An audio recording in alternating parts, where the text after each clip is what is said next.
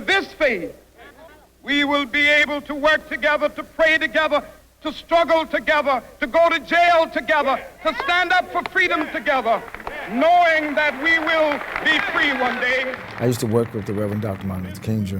I was on the staff of the Southern Christian Leadership Conference. I was a youth organizer at the time. And I believe in nonviolent civil disobedience as a way to not only protest issues, but a way to give people a chance to participate in the transformation of society. Dr. King's dream was a dream of economic justice for all, economic equality for all.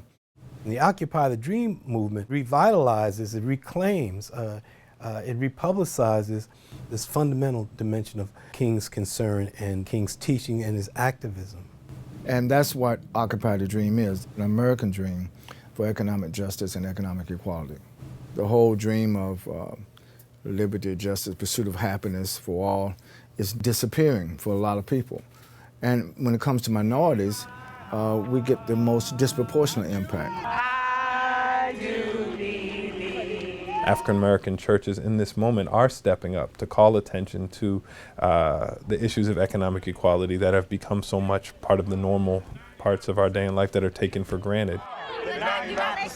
The vision is a multiracial, nonviolent, civil disobedience protest movement to bring about social change in the United States of America. And so the extent to which we want to push forward for economic justice in the United States, we also realize, as Dr. King realized, we have to be in solidarity with brothers and sisters around the world who are also struggling for economic justice and for economic empowerment.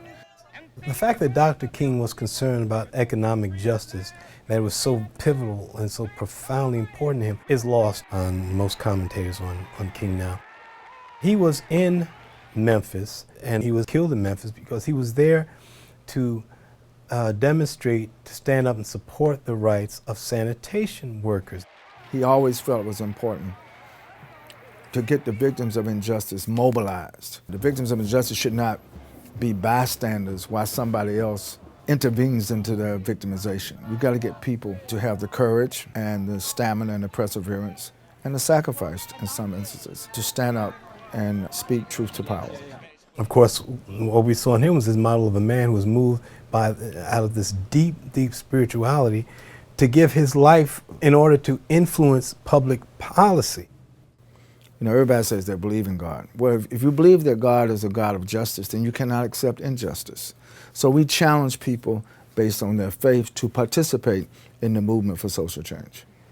I just want to do God's will. And he's allowed me to go up to the mountain. And I've looked over and I've seen the promised land. I may not get there with you, but I want you to know tonight that we as a people will get to the promised land. We have very specific goals that we're trying to attain, very specific plans in terms of putting pressure on the government, working to restore Pell Grants for students because our young people can't afford to go to college, having a moratorium on foreclosures.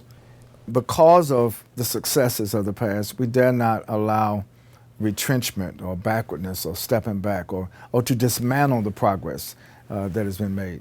We ought to have a society that consigns people to opportunity, to education, to health care. All these things are not impossible, but it's the will of the people. And our job in Occupy the Dream is to stir up the will of the people.